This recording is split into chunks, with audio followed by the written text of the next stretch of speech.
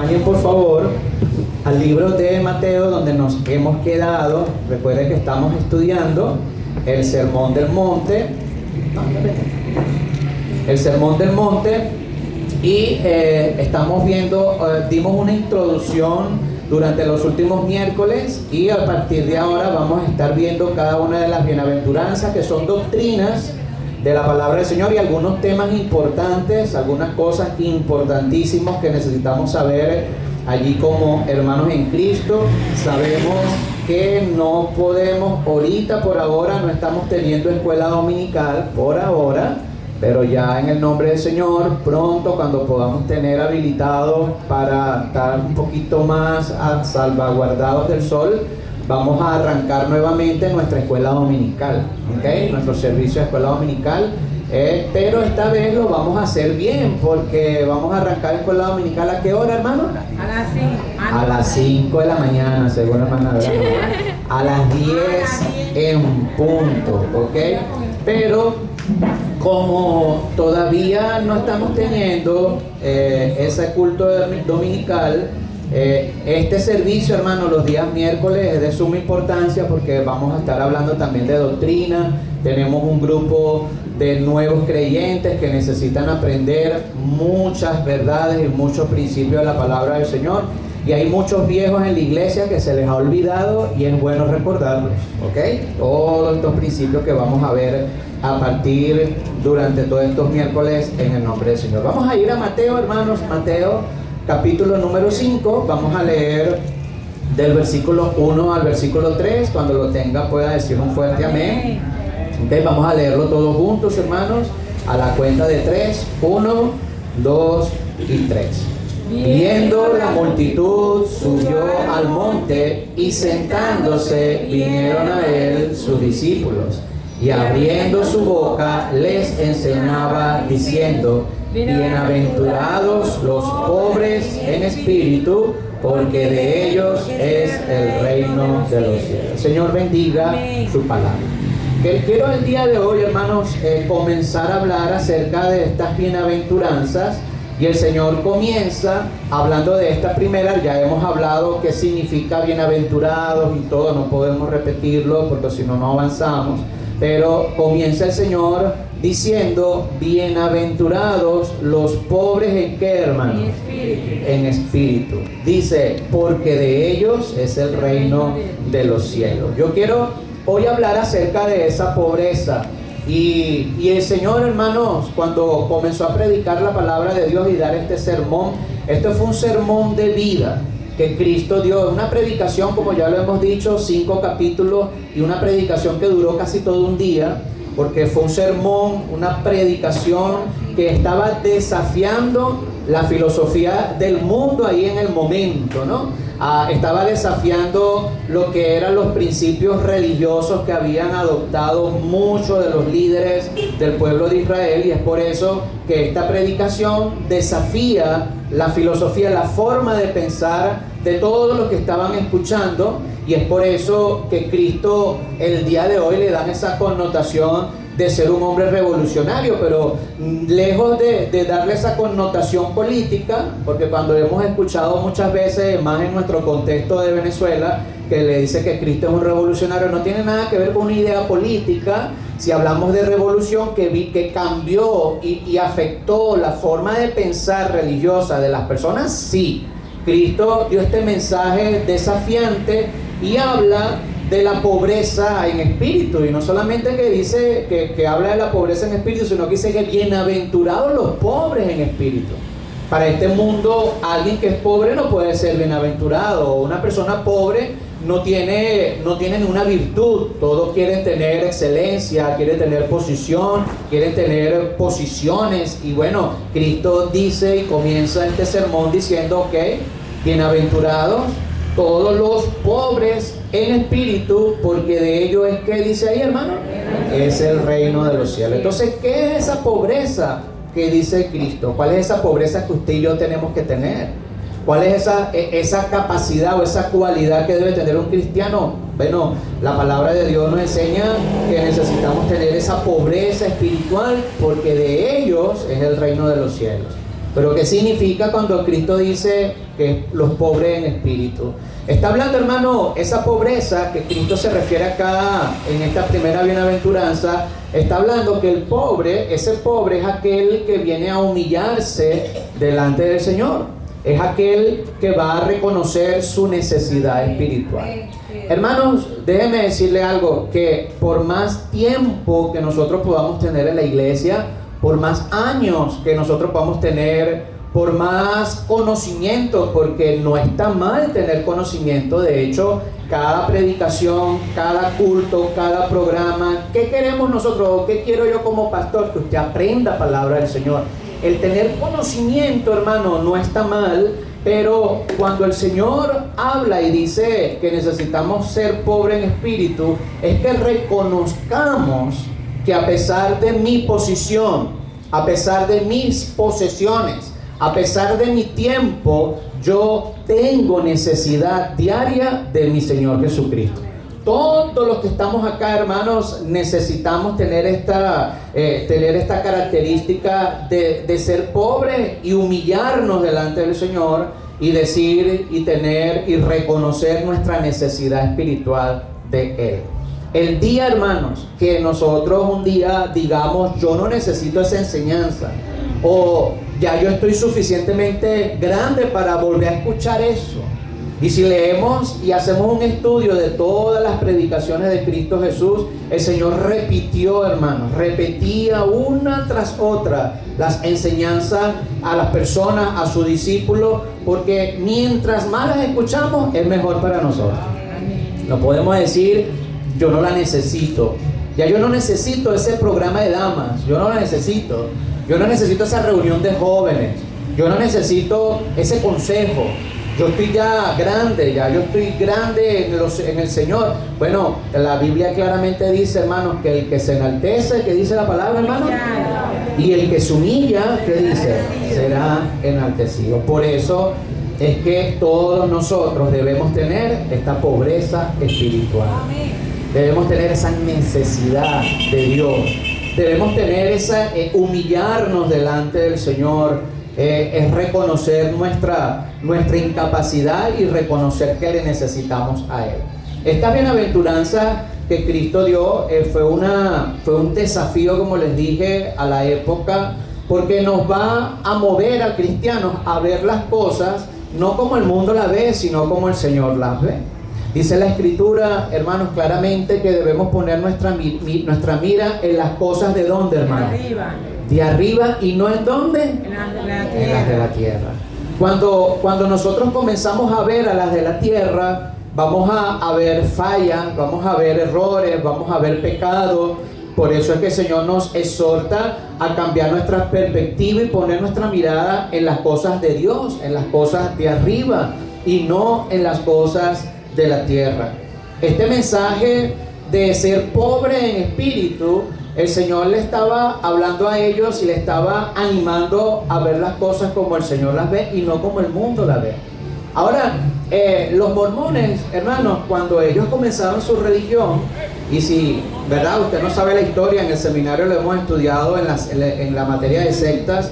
Ellos se le apareció supuestamente allí el ángel Moroni, se le apareció a Mormón y les dio unas tablas, una revelación extra, que es la que ya nosotros tenemos. Les dio una revelación extra, y para él poder entender lo que estaba en las tablas, le dejó unos lentes especiales, aunque usted no lo crea, es así.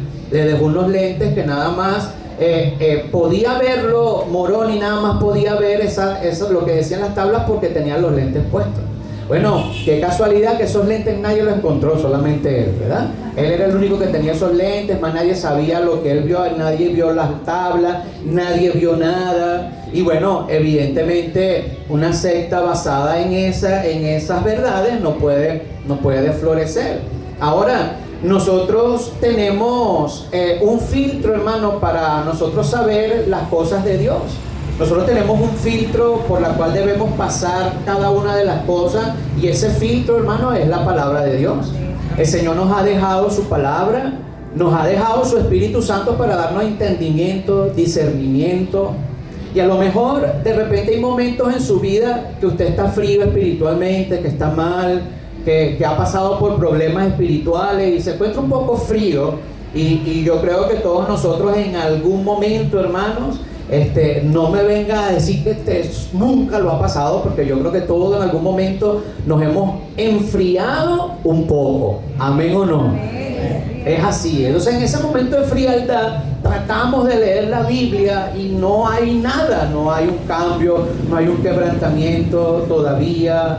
Pero cuando nosotros nos humillamos delante del Señor, nos arrodillamos, le decimos: Señor, sé propicio a mí, pecador, he fallado delante de ti, nos arrepentimos, le decimos: Señor, dame una oportunidad. Usted vuelve a leer el mismo versículo y el Señor le habla de una forma especial. ¿Amén o no?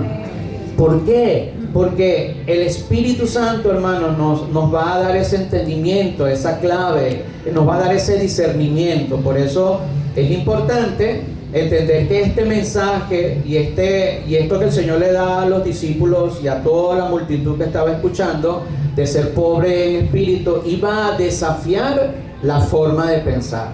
Y nosotros debemos ser desafiados también en nuestra forma de pensar, nuestros rudimentos, lo que traemos del mundo, la forma como nos criaron, la forma como aprendimos, las heridas que nos hicieron. Todo eso, hermano, tiene que ser derribado. Todos esos argumentos derribados con los principios de la palabra de Dios. Debemos llegar a los pies de Cristo y decirle: Señor, aquí estoy, perdóname, ayúdame, para que ese nos pueda a entender estos principios espirituales que están allí en su palabra. Por eso este mensaje de ser pobre en espíritu, humillarnos delante del Señor. Un cristiano, hermano, un cristiano, aquel que tiene al Hijo de Dios en su corazón, debe ser un cristiano humilde delante de Él. ¿Amén o no? Amén. No solamente humilde, debe tener esa pobreza espiritual que hable de esa necesidad. Mire, no solamente el Señor desafió allí al mundo que lo rodeaba en ese momento, y vemos allí ese contexto, ¿no? En el momento que Cristo le dijo: bienaventurados los pobres en espíritu. Ahora nosotros lo leemos hoy. Muchos de nosotros no tenemos una mansión, un penthouse, pero usted sale de acá de su casa, de acá de la iglesia, y va a llegar a su casa, tiene un lugar donde dormir. Usted va a salir de acá, a lo mejor uno está más, como decimos los venezolanos, a patiquemingo, ¿verdad? Usted llega ahí rapidito, a lo mejor otros tienen que subir bastante, a lo mejor va a llegar a su casa y va a tener una arepa con pollo frito, con salsa, con tajada, con jugo de pachita. Hay hambre, ¿verdad? O de repente va a llegar a la casa, va a tener unos plátanos sancochados con un poquito de mantequilla, no importa, gloria al Señor por eso. El punto es, hermano, que nosotros leemos estos versículos en nuestro contexto, que tenemos un celular, que tenemos aire acondicionado, que tenemos un transporte, que podemos llegar a la casa y ver una película en Netflix y poder disfrutar de ciertas comodidades, de tener ciertos gustos. Bueno, me probé una hamburguesa, pasaste y te comiste una hamburguesa, y bueno, este versículo en este contexto es un poco diferente al contexto de los discípulos y la multitud que estaban escuchando. Ellos se encontraban bajo la sombra de un imperio. Ellos estaban en cautiverio, hermanos. Ellos no tenían libertad. Ellos tenían que trabajar, y la mayoría de sus ingresos se los quitaban en sus impuestos para el imperio.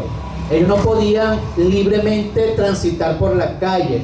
De hecho, había una ley romana. Por eso Cristo más adelante dice: si te obligan a llevar carga una milla, ve con ellos ¿qué? Dos. Porque cualquier soldado romano veía a un judío y le decía: toma, lleva mi carga, y él tenía que llevar la carga del soldado una milla, hermano.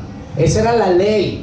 Y el Señor le dice: no ve una, ve 2 millas si te mandan. Ellos estaban viviendo una situación bastante difícil. No tenían libertad, hermanos. Ellos vivían una crisis donde su libertad era condicionada. Ellos no tenían la libertad de reunirse, ellos no tenían la libertad de adorar a Dios como querían adorarlo. Ellos no tenían la libertad de movimiento. Ellos no podían salir y como familia, bueno, me voy a Egipto a pasear. Ellos no tenían libertad, hermano. Y ese contexto es importante saberlo, porque es ahí donde Cristo le dice: bienaventurados los, ¿qué, hermano? Los pobres en espíritu, porque de ellos, ¿qué? Es el reino de los cielos. Ellos habían mantenido su identidad, pero tenían una crisis de identidad como pueblo. Hermanos, qué duro para ellos como pueblo, como nación, tener que tener a sus abuelos, sus padres, sus rabís, ¿verdad? Todos aquellos que les contaban las maravillas del rey Salomón, las maravillas del rey David, todo lo que vivieron con el templo, todo lo que vivieron con el poder del Señor, cómo Dios sacaba agua de la roca, cómo el Señor los metió a través del desierto y los cuidó 40 años. Y ellos escuchando esas historias de su pueblo, de sus ancestros, ¿verdad? De sus antepasados, y cómo pasaron por el mar, y cómo cayó maná del cielo, y todos ellos escuchando todas esas bendiciones, y cuando miran alrededor, estaban presos, sin libertad, sin nada, hermano. Y decía, y créame, era difícil mantener su identidad, porque decía, bueno, ¿y dónde está ese Dios que me está hablando los rabí? ¿Y dónde está ese Dios que peleó las grandes batallas y derribó los muros?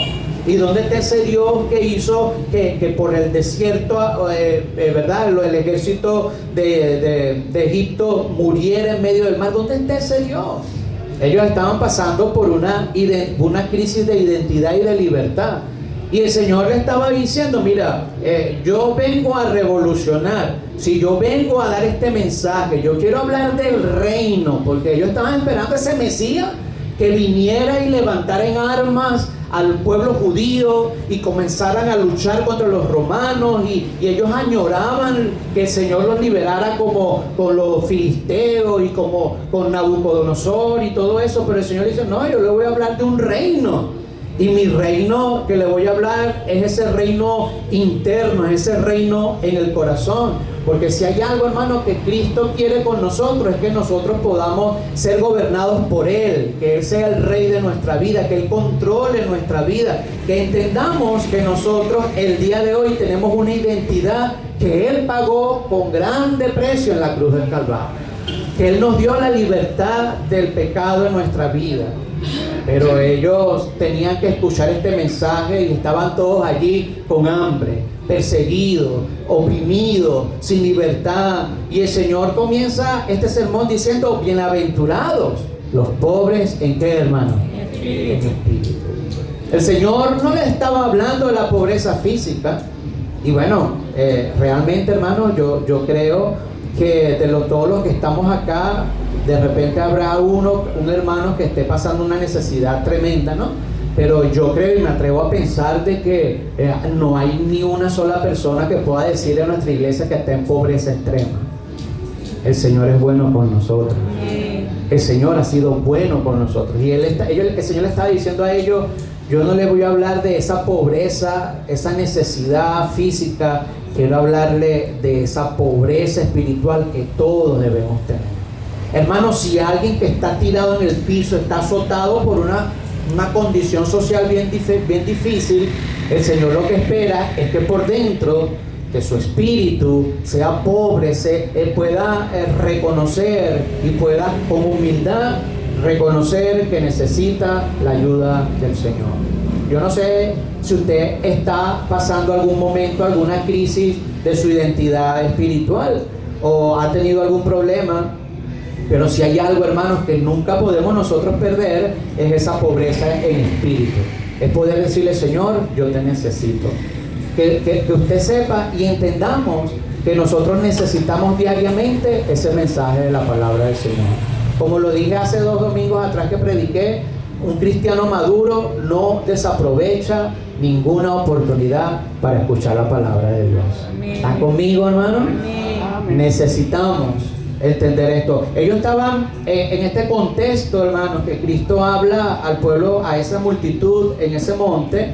Estaban bajo el dominio del Imperio Romano y, como les dije, ellos estaban esperando un Mesías que trajera la espada y la victoria militar. Y bueno, nuestro Señor comienza a escoger discípulos y tal vez dijeron, bueno, se está armando de un pueblo. agarró, llamó a los discípulos, sígueme, y bueno, estaba organizado. El Señor tenía un círculo íntimo entre los discípulos que estaba con él para arriba y para abajo, tenía su tesorero, tenía de todos los apóstoles, hermanos. Hay uno que es el que más me gusta de todos. Yo sé que todos apuntamos a Pedro, que era más impetuoso. Okay. Pedro decía, tú eres el Cristo, el Hijo de Dios, pero más adelante decía, ¿por qué vas a morir para allá? Y Pedro se parece a nosotros. A ver, ¿estamos bien? ¿Estamos bien este domingo? El otro domingo nos desanimamos. Ese es Pedro, va arriba y abajo. Pero Andrés, hermano, el apóstol Andrés, tenía una característica importante. Él traía gente a los pies de Cristo. Esa era su función. Mira que están unos griegos que quieren hablar contigo. Mira que este niño tiene, ojalá que tengamos toda esa característica de Andrés. Amén o no. De traer gente a los pies del Señor. Bueno, a veces tenemos, y hay muchos Tomás en la iglesia.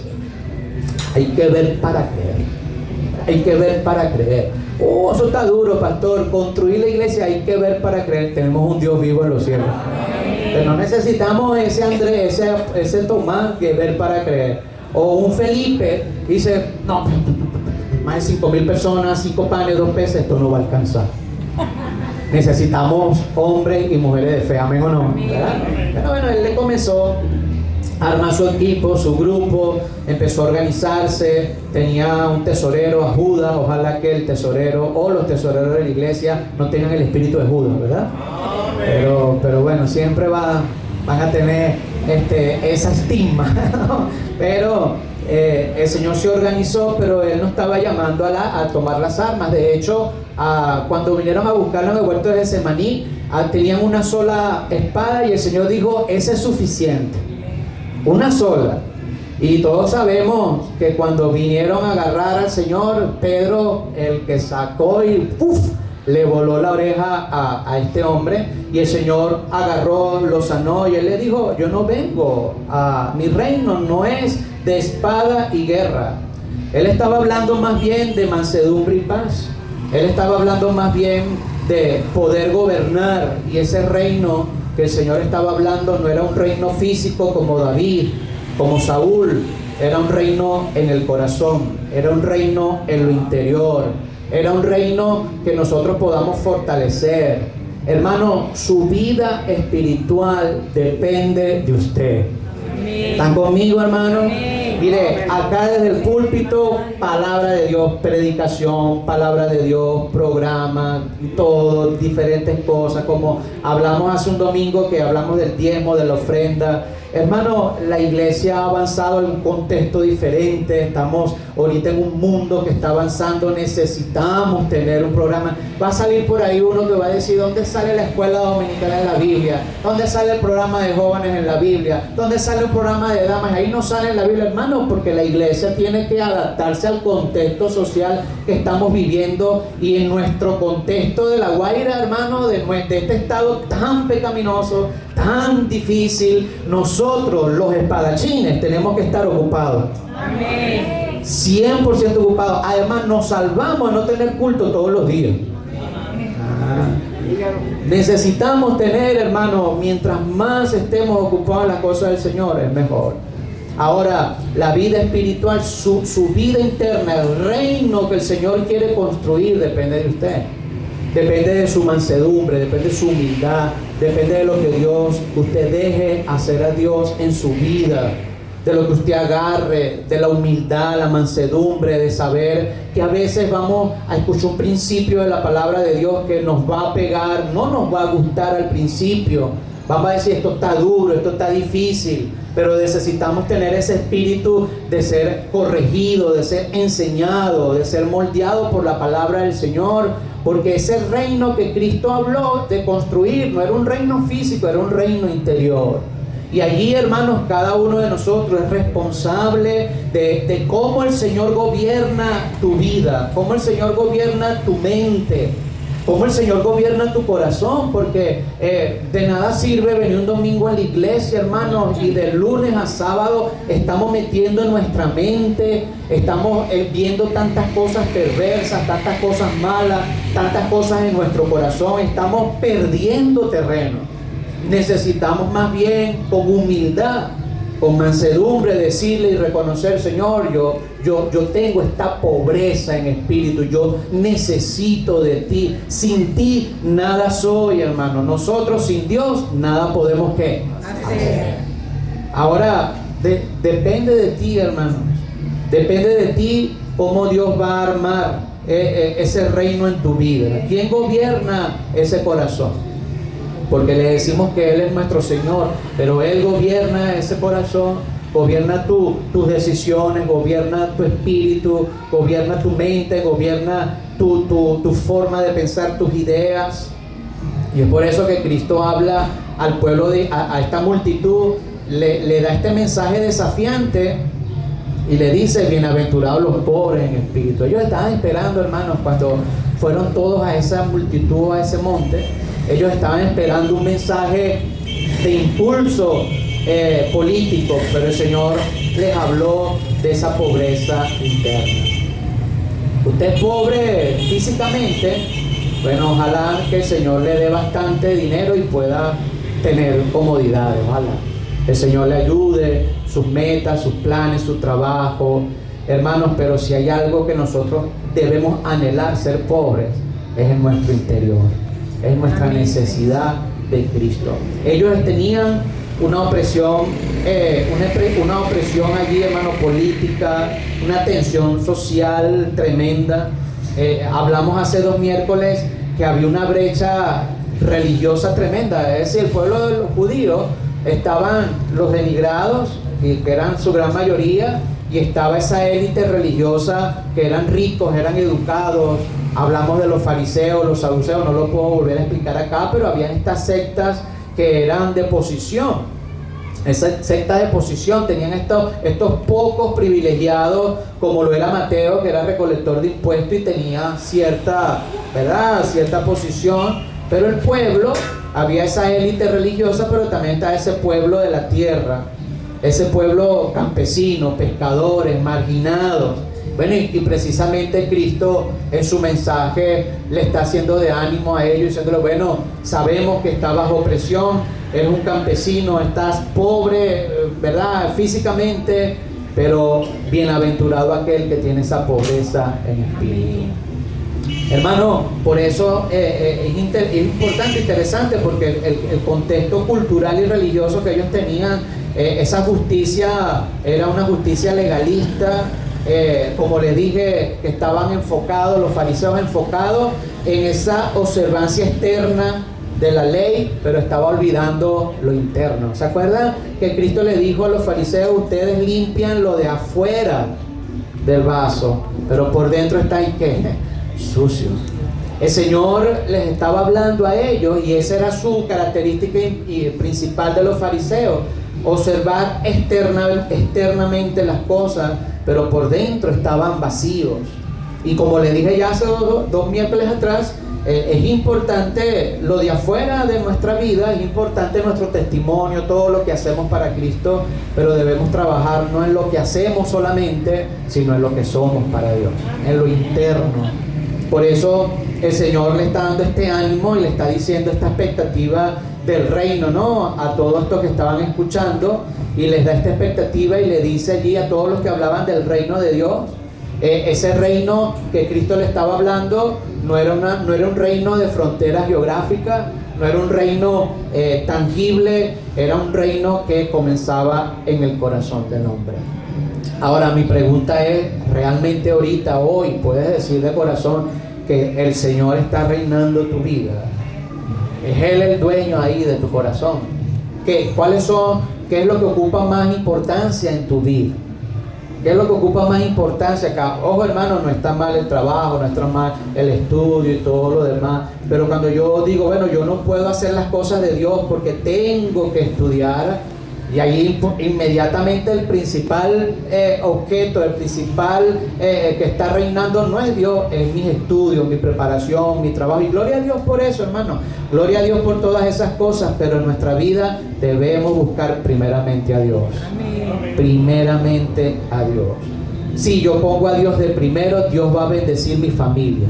Amén. Si yo pongo a Dios de primero, Dios va a bendecir mi trabajo, hermano. Si yo pongo a Dios de primero, a todos los que están estudiando, Dios va a bendecir sus estudios. Pero ojo, el Señor no va a venir a presentar tu prueba de la universidad. Señor, ayúdame. No has estudiado, por favor, estudia, ¿verdad? Estudia. Y lamentablemente, hermano, el día de hoy, aquellos que usted no estudió, pero se va a graduar, usted paga y se gradúa, hermano. Así estamos en nuestro país, ¿no? Pero bueno, ese es otro tema, ¿no? Pero ponga a Dios de primero, ponga a Dios de primero y probemos a Dios cuando dice: buscar primeramente el reino de Dios y su justicia, y todo lo demás será, ¿qué, hermano? Añadido. Pero realmente somos y tenemos esta pobreza en mi vida. Esa expresión pobre en espíritu ha dado, bueno, lugar a muchas malas interpretaciones. Realmente Cristo no está refiriéndose acá a riqueza material, ¿ok? El Señor no está hablando de aquellos que tienen cosas son malos, porque hemos escuchado muchas veces que los ricos son malos. Y bueno, yo conozco hermanos que tienen algo de posición y de dinero y no son malos. Realmente el dinero no es malo. Malo es el amor, como hablamos. ¿A qué? ¿Quién quiere ser rico con dinero? Y es la verdad, hermano, sea mentiroso, ¿verdad? Por ahí dicen el dinero no compra la felicidad, ¿verdad? Dice, no, pero es bastante cómodo. ¿Okay? Pero ayuda bastante. Bueno, nosotros necesitamos bastante dinero para construir nuestro techo y nuestra iglesia, ¿verdad? Si no es malo, el dinero no es malo. No se está refiriendo a que los ricos son malos. No, ojalá Dios nos mande unos cuantos millonarios, ¿verdad? Para la iglesia, ojalá. Ellos también necesitan a Cristo.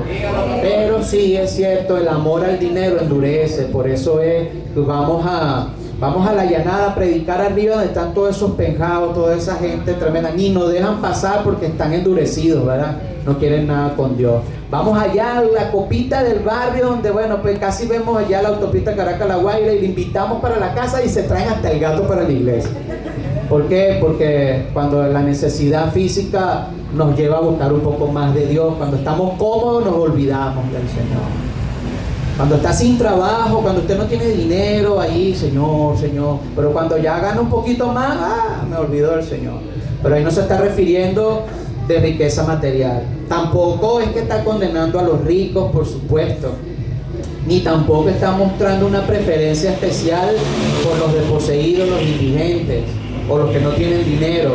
Hermanos, para Dios todas las almas son importantes. Todas las almas son importantes. Él emplea la palabra pobre del hebreo anawin, y en el griego la palabra pobre pothoi, que, hermano, que significa en ese verbo, el último que dice significa, es en esa parte de estar humillado y sumiso al Señor. Cuando habla de ese pobre, es aquel que está humilde y humillado delante del Señor. Hermanos, un principio importante que debemos tener en cuenta: el que se enaltece, dice la Biblia, será humillado, hermano. Y si nosotros tenemos y somos un poquito conscientes y podemos reconocer que hay momentos, en algún momento de nuestra vida, en algún momento de nuestra existencia, nos hemos enorgullecido un poco, nos hemos inflado un poquito, porque tenemos un talento, porque de repente tenemos una destreza que otros no tienen, o porque, bueno, tan sencillamente tengo conocimiento que otros no tienen, y podemos reconocer que a veces en nuestra vida nos hemos inflado un poquito y nos hemos enaltecido un poquito. Pero qué bueno que está la palabra del Señor que nos quebranta y nos dice: para abajo otra vez, porque aquí la estrella no eres tú, la estrella es el Señor. Debemos reconocer, hermanos, que el enaltecimiento nos va a traer problemas. Mire, hay gente que es débil con el pecado, con el sexo opuesto. Hay gente que es débil con el dinero, pero hay gente que es débil en el orgullo, hermano. En el reconocimiento, en la exaltación, y necesita ser adulado, necesita ser admirado, hermano. Y es verdad, evidentemente a veces nosotros los hombres fuimos diseñados para proteger, para poder ayudar, para poder cubrir. Y usted ve, hermana, a veces de vez en cuando, ¿verdad? De vez en cuando echarle un piropito a su esposo. Vamos a repetirlo una vez más. De vez en cuando échale un piropito a su esposo, ¿verdad? Amén o no, hermana. Ay, menos mal que vamos a tener full day. Usted ve, te dicen, que yo, porque allá en la iglesia tú sí sirves y cómo comoda, cómo pones carpa en la iglesia, cómo pintas tubo, cómo soldas, y aquí nada, ¿verdad? Aquí tienes el fregador, lo tienes 3 años diciéndote que, pero ¿cómo soldaste tubo en la iglesia? Y ahí está, ahí sí, poniendo carpa. Bueno, voy a decir una cosa, el día que pusimos esta lona, realmente era el hermano Che, Joel y el hermano Eve estaban montados ahí. Los demás estaban jugando voleibol. Perdóneme, pastor, tengo que entregarlo.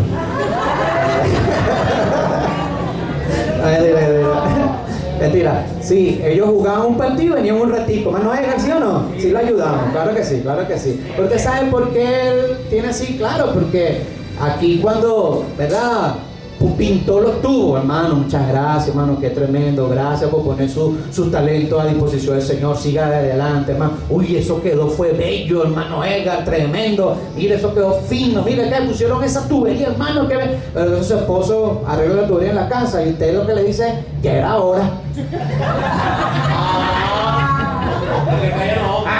Eso exacto, vamos a tener que hacer un libro, hermana, dígale, gracias.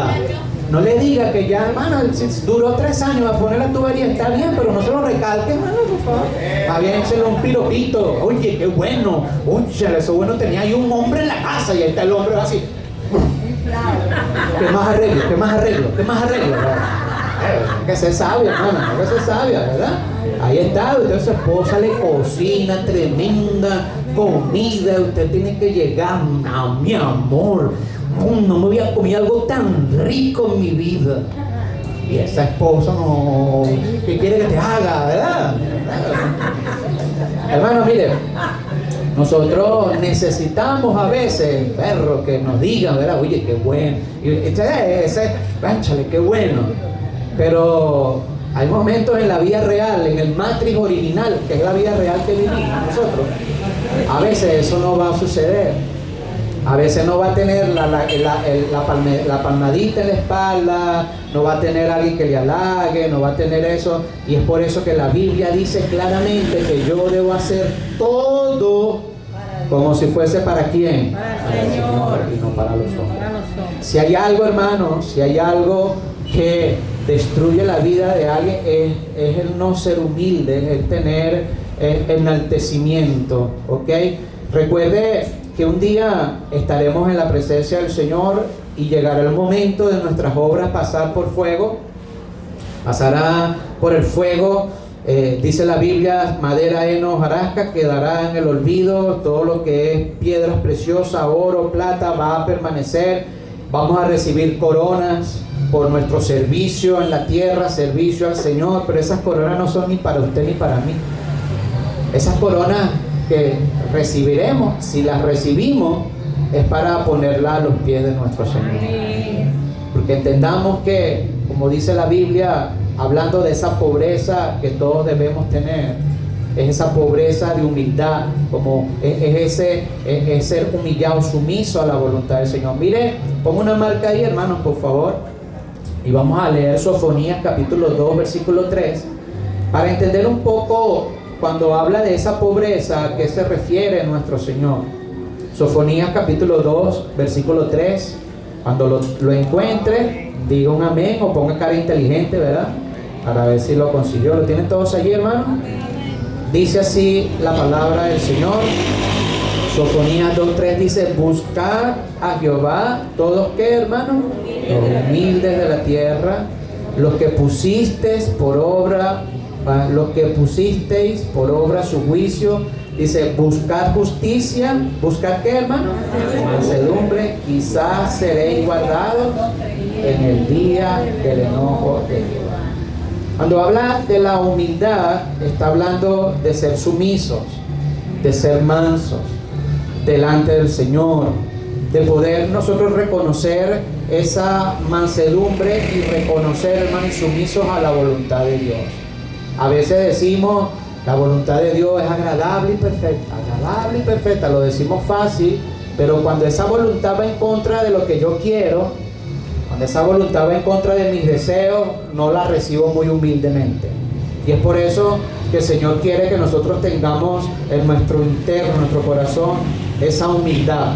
Es poder reconocer y tener esa sumisión delante de la voluntad del Señor. Cuando llegamos a los pies de Cristo, hermano, y usted recuerda, porque todos nosotros en algún momento fuimos un bebé espiritual, amén o no, ¿verdad?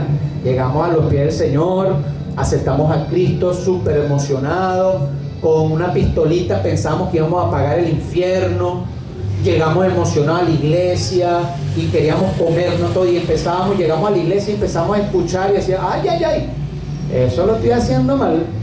Y empezamos a escuchar predicación, leer la Biblia, ay, ay, eso que estoy escuchando, esa música no está bien. Y comenzamos a leer, a escuchar, y comienza la palabra de Dios a hacer la obra en nuestra vida. Por eso es importante, hermanos, que nosotros debemos tener como cristianos, desde que aceptamos a Cristo, la humildad y la sumisión para que la palabra de Dios nos pueda cambiar. Amén. Nos pueda cambiar. Mire, eso de que yo soy así, o que yo nací así, que a mí nadie me va a cambiar, que yo tengo toda mi vida así, eso no es una actitud de un cristiano que es pobre en espíritu. Un cristiano siempre debe tener la iniciativa, debe tener el deseo de que Dios lo cambie. Amén. Ahora, este año es un año especial para mí porque en julio, cumplo 30 años que acepté a Cristo como mi Salvador personal. 30 años. En el año 1996, hace poquito, ¿verdad?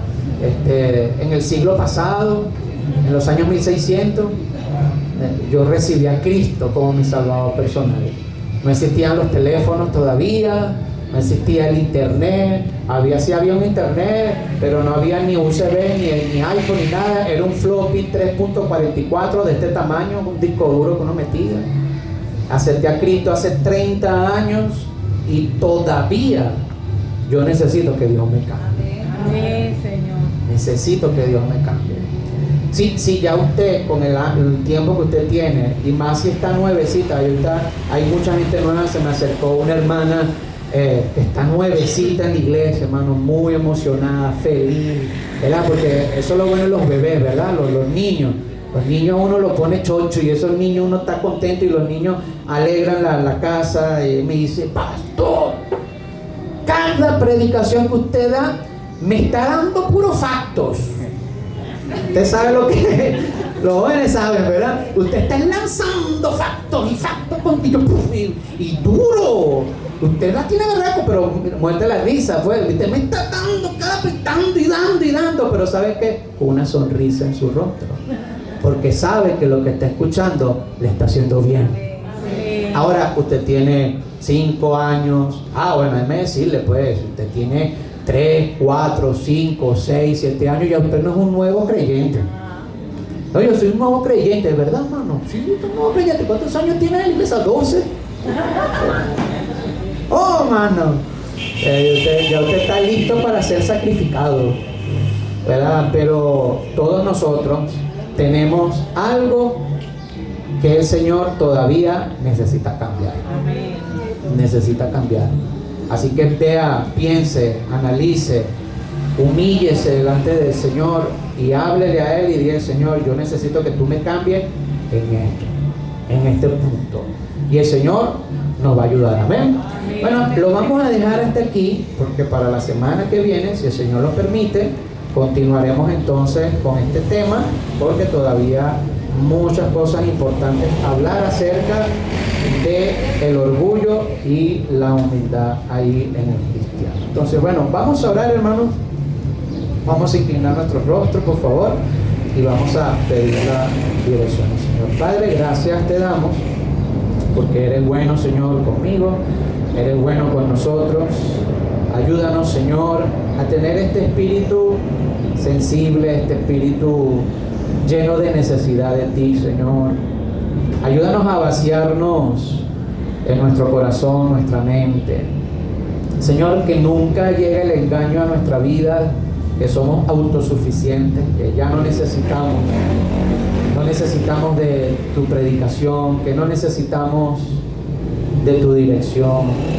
Padre, coloca en nuestra alma esa hambre, la sed de poder tener de ti siempre, Señor, siempre. Que esta pobreza espiritual que tú hablas, esta necesidad, esta humildad, esta necesidad de ti, Señor, cada día pueda crecer y nos podamos, Señor, humillar y reconocer delante de ti que necesitamos ser cambiados. Gracias por mis hermanos, bendíceles, Señor. Gracias por traerles esta tarde, esta noche, que seas tú, Señor, haciendo la obra, y te lo pedimos todas estas cosas en el nombre de Cristo Jesús. Amén. Amén y amén.